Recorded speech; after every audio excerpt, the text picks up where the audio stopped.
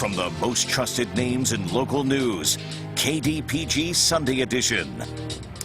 Good morning and welcome to the KDPG Sunday Edition. I'm John Delano. This is our final KDPG program of 2019, and we'd like to end with a look back at the year in national politics.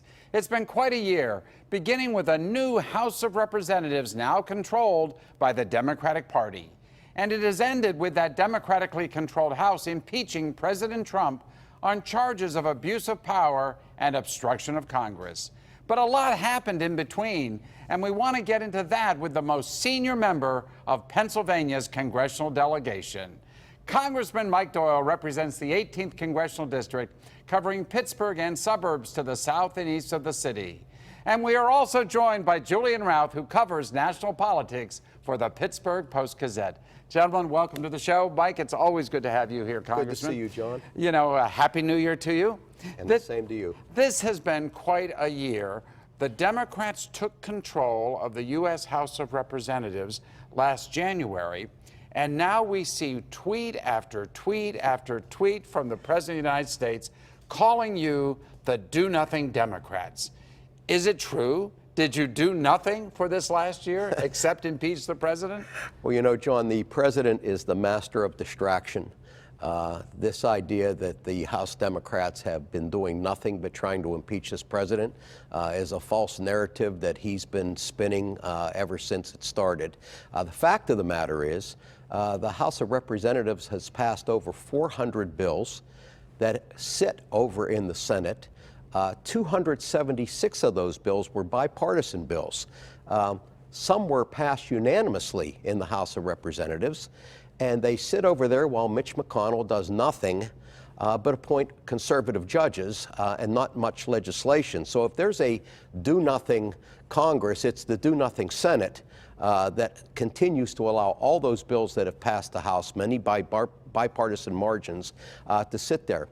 Gun control, remember that, John? Background checks and closing the Charleston loophole. The president was for that bill, if you remember. He said, I'm going to sign a background check bill. We sent that bill over to the Senate in February. February. It still sits in the Senate. We've passed prescription drug legislation. What was that? We're the only country in the world that finances about a third of the research to develop new drugs and then doesn't ask pharmaceutical companies to negotiate for better prices. We pay more for insulin, some 5 to 8 times as much for insulin as our neighbors in Canada do. That bill says that we're going to negotiate with the drug companies for favorable pricing. This is widely popular in the country. And it passed the House. It's passed the House, sits over in the Senate, no action on it. Paycheck fairness, the minimum wage, $15 an hour, passed the House, sits over in the Senate. I could go on and on and on about the number of bills. I have personally prime authored 4 bills that have passed the House that sit over in the Senate. 2, by the way, that Mitch McConnell did finally bring a vote up on, and the president signed in their law now. Do not call? Yeah, one is the robocall bill, which is a widely popular bill. That did pass the Senate, and the president signed my robocall bill. And then also my Autism Reauthorization Act passed the House, passed the Senate, and the president signed that into law. So I have the distinction of having 2 bills passed into law, which is a very rare occurrence over there in the Senate. But it's quite clear who the do-nothing people are, and it's not the House Democrats. Well, is it frustrating to you that I think the president's convincing a lot of people that the Democrats were only interested in impeaching him and nothing else during this past year? Well, that's what he wants people to think.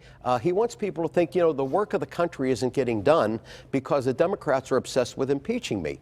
But that's not really the case. But, you know, he has a big megaphone. He has a large following on his Twitter site.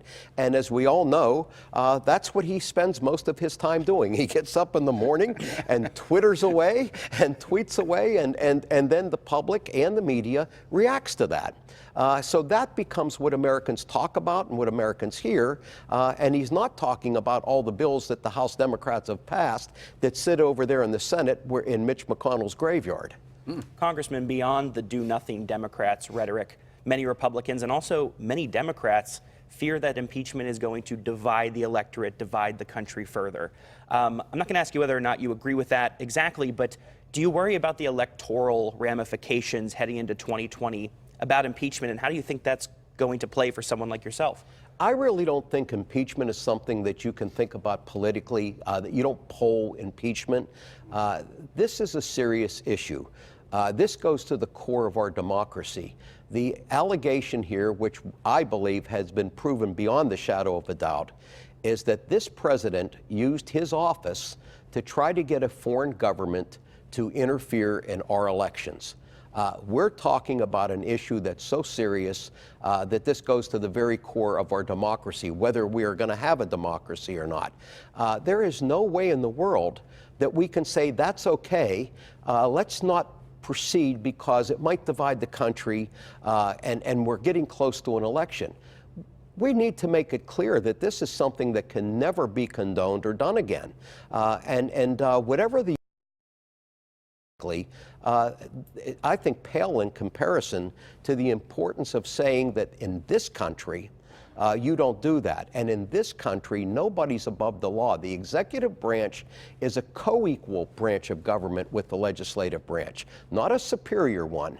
And that's at stake too, whether or not a branch of government can ignore subpoenas, refuse to turn over documents.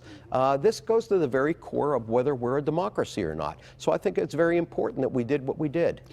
Do you support the Speaker's decision to withhold sending the articles of impeachment to the Senate, pending some resolution of how the Senate is going to conduct a trial? I think the Speaker is looking to see how the trial is going to be conducted and whether it's going to be conducted in a fair manner. Mitch McConnell has said publicly that he is going to coordinate with the White House and the White House attorneys, and that he has no intention of finding the president guilty. Now, think about that in a court of law. That's like the jury foreman saying to the defense attorney, let's coordinate together because there's no way I'm going to find your client guilty. So let's just talk about how you'd like to see this trial move forward. Right. I mean, I think it's rather amazing. So the other thing is 70% of Americans, 70%, want to see testimony from the president's chief of staff, from Rudy Giuliani, from John Bolton, from Secretary of State Pompeo. These are people that know exactly what was going on.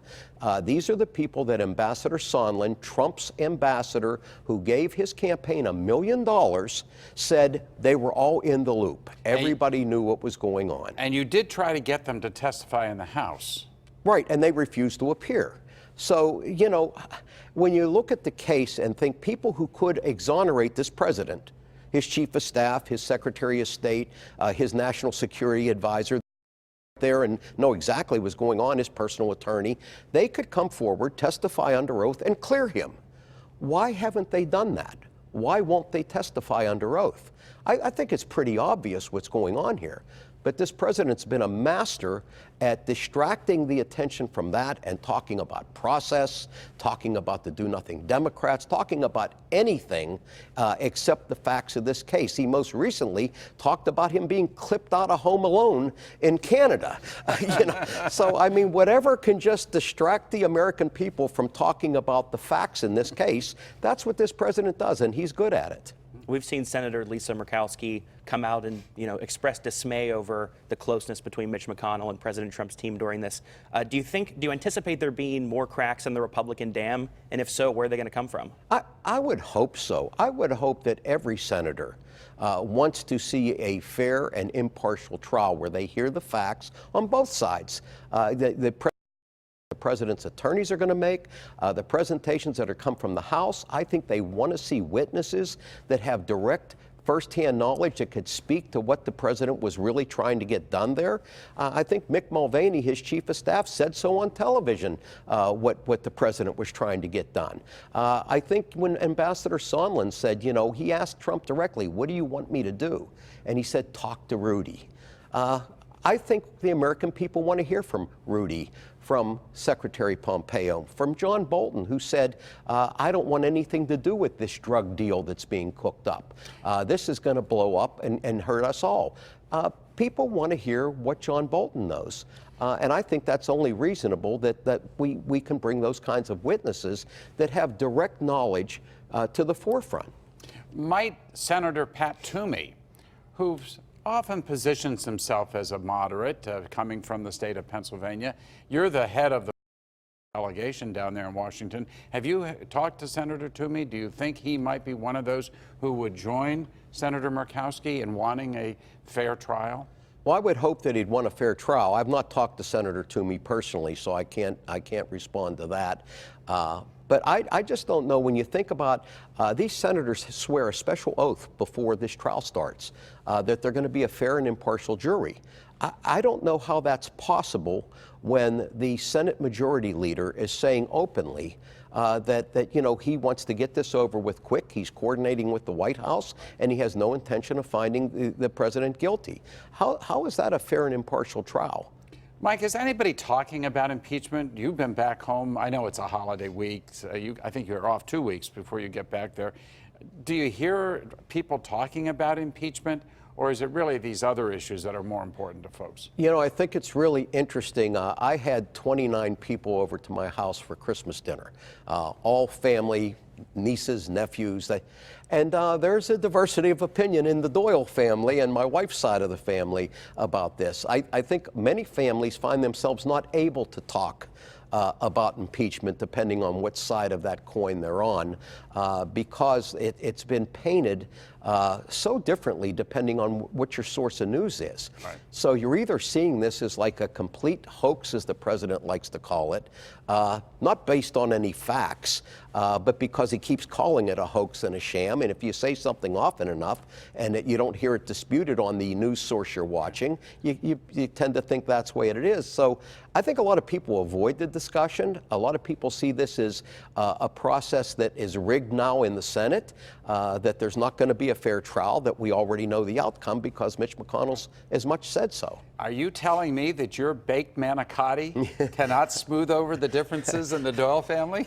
I still let them have the manicottis, even though some of my relatives are on the other side of this argument. But I suspect my family's not the only one in that situation. Oh, I think it's very common indeed. Hey, we're going to continue this discussion in just a moment, not about manicotti, but about politics in 2020. Coming up when the KDPG Sunday Edition continues. Stick with us.